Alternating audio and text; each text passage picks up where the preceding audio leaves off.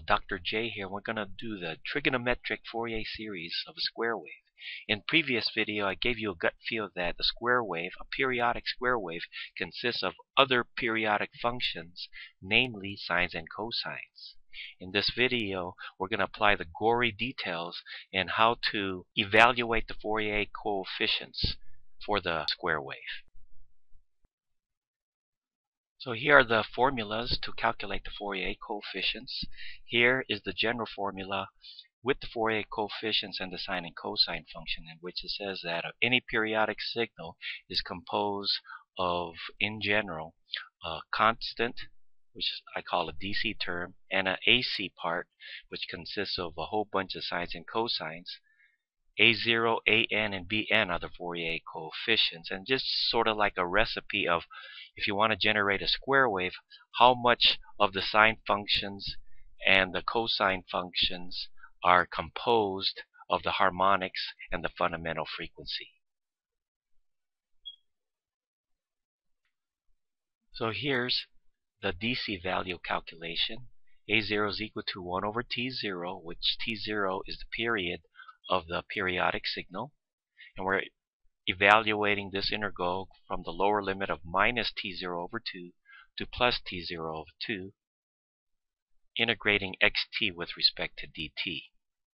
Now, you saw the upper and lower limits is given here, but we can do it for any interval as long as the interval is one period.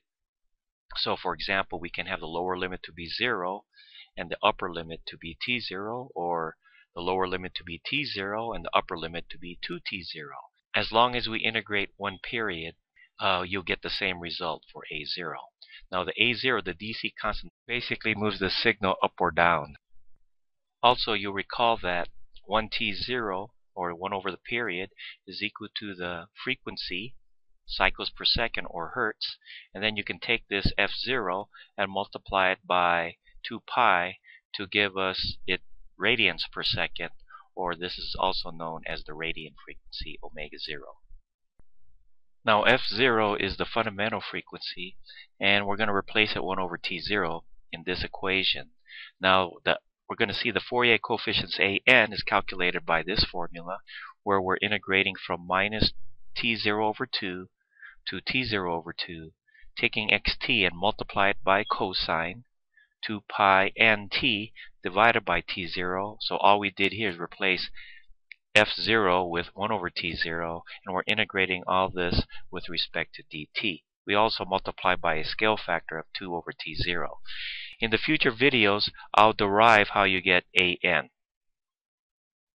For now, we're just going to apply the formula.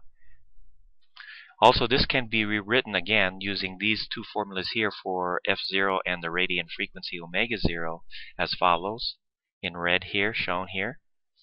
And you could see I replace the T0 with 1 over T0 with F0 and 2 pi F0 with omega 0. So you'll see in many textbooks that you can write the Fourier coefficients in different ways in terms of 1 over T0, F0, or omega 0. Now, to provide a quick interpretation of this formula, and I'll elaborate it in future videos, is that you can think of the Fourier coefficients as a measure of similarity between x and t with the fundamental frequencies or the harmonics. So it provides a measure of similarity between these two functions, x of t, which is a periodic signal, and another periodic signal called a cosine or a sine. So similarly with Bn, basically you have x of t multiplied with sine of t, and this integral basically provides a measure of how similar these two functions are. And you can rewrite this equation 1 over T0 as F0 and or omega 0, shown here in red. So these are the basic formulas in calculating the Fourier coefficients of A0, AN, and BN.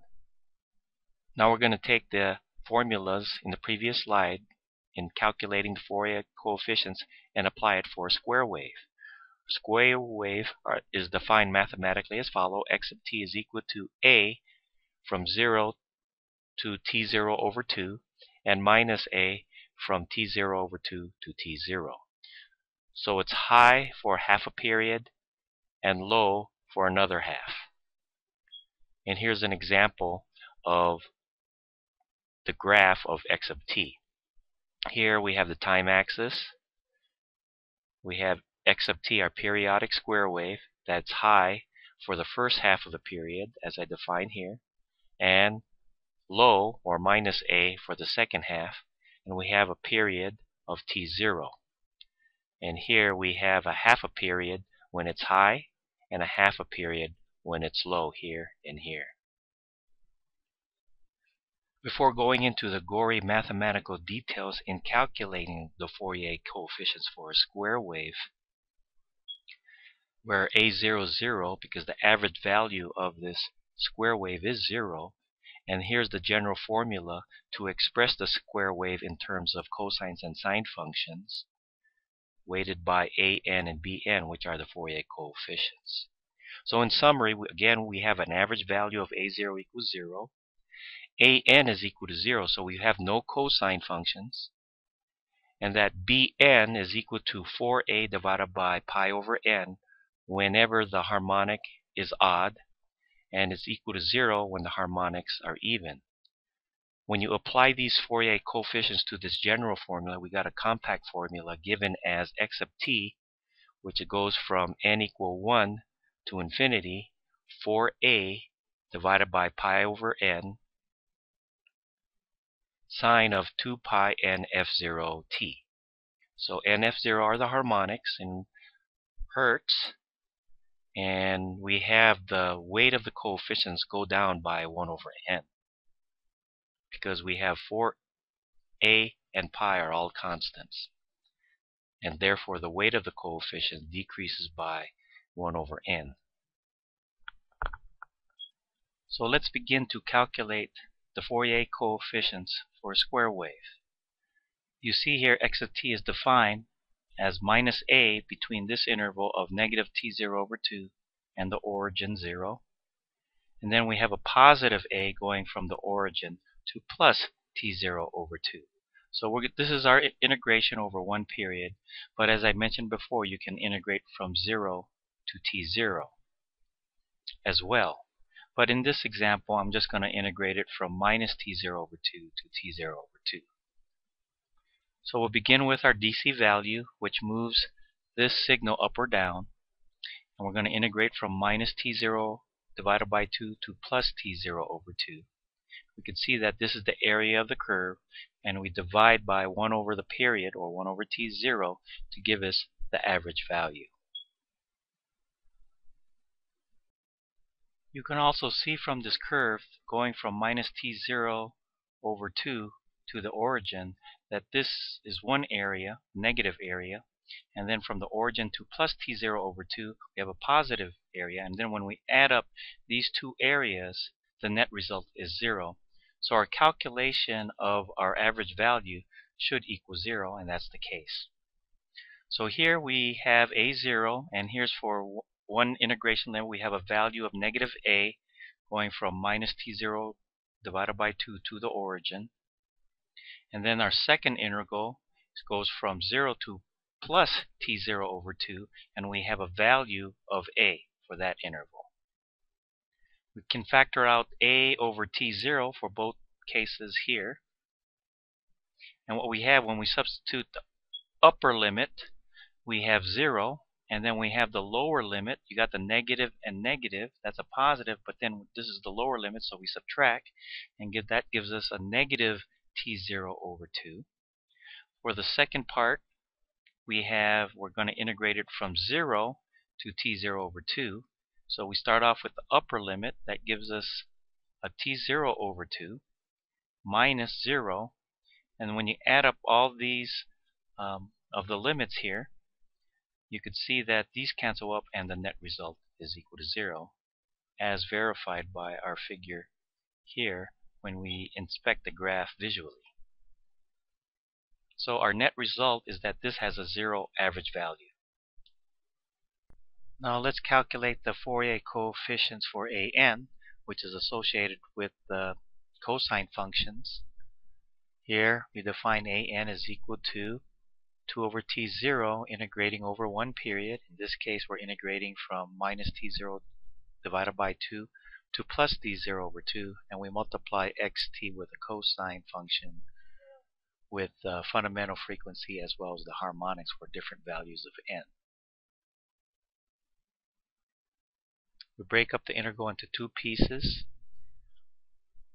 We have a minus a here because it's defined from minus t0 over 2 to 0. So there we have it. We have a value for x of t equal to minus a, integrating from minus t0 divided by 2 over 0.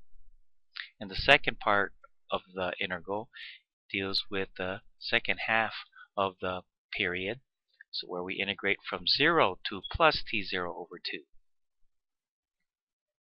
Notice I highlighted this function in red, so we can define a beta function, a beta variable, where the cosine of beta t dt, the integral of that, is just equal to 1 over beta sine of beta over t.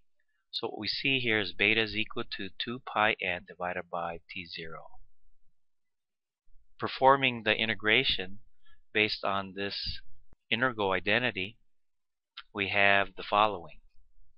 So here's our beta, which is now 1 over beta because we're dividing this by 1 over beta. And we have 1 over beta in both of these integral terms. And then this cosine becomes a sine, and we're integrating with the upper and lower limits shown here and here. Substituting the upper limit for this part, and we're going to factor out a over pi over n, since they appear in these two integrals. You see here, the reason why it's a divided by pi over n, the 2's cancel, the t0's cancel, and we're left with pi over n in the denominator and a in the numerator. Substituting the upper limit now in the sine function, sine of 0, we have a negative sine of 0 because of the negative sign here. We have the plus sign of negative n pi because when you substitute negative t0 over 2 inside this function for the argument, that leaves negative n pi because the t0's cancels, the 2's cancel, and we're left with negative n pi. So this is also going to equal 0 for any integer multiple of pi. Sine of negative n pi is 0. And we do the similar thing with the second part of the integration. Substitute the upper limit, t0 divided by 2, into the sine argument. We see the t0's cancel, the 2's cancel, and we're left with pi over n. Again, that's 0. The lower limit is 0. The sine is 0. Sine of 0 is equal to 0. So all of these four terms here in brackets is equal to 0. So in other words, all of the a n coefficients for this particular case is equal to 0. So it doesn't consist of any cosine functions. And that should be noticeable in terms of symmetry because a cosine is an even function, and what we have in the square wave is an odd function. And because we have this square wave to be an odd function, it should not consist of any even functions. Finally, we're going to calculate the Bn Fourier coefficients for the sine part. So here, for this interval from minus t0 over 2 to 0, we substitute minus a in here. Multiply this by sine 2 pi n t0 integrated with respect to dt, going from a lower limit of minus t0 over 2 to the origin. Okay, for this case. The second part of the integral, we're going to integrate from 0 to t0 over 2, and for that interval we define it as positive a. So that's why we substitute positive a here. Again, we multiply by the sine of this argument here, integrating with respect to dt. And then we use this identity here. The sine of beta t dt is equal to negative 1 over beta cosine of beta t. So don't forget there's a negative sign here. There's a lot of minus signs here, so we need to keep track of those. So this integration of this sign becomes a minus 1 over beta, but because of the minus sign, this first term becomes a positive in the in this shown here. So the sine becomes a cosine. We're integrating from 0 to negative t0 over 2. The second part of the integral, okay, we add a negative sign to this, and that's why the negative sign appears here, because of the integral defines this as equal to negative 1 over beta, cosine of beta t. And that's what is shown here. This term here, and here, and here is your 1 over beta term, where beta is defined as 2 pi n divided by t0. Now we substitute the upper and lower limits. For this one, we're going to factor out a divided by pi over n. Now pi over n occurs here because when you multiply 2a t0 here with t0 divided by 2 pi n, the t0's cancel, the 2's cancel, and you're left with a divided by pi n. Now we substitute the upper limit 0. That gives us cosine 0. The lower limit here becomes cosine of negative n pi, because again the t0's cancel, the 2's cancel, leaving with negative pi n. Do a similar operation in the second part of this integral. Substitute the upper limit t0 over 2, and we get this time a cosine of n pi with a minus in front of that.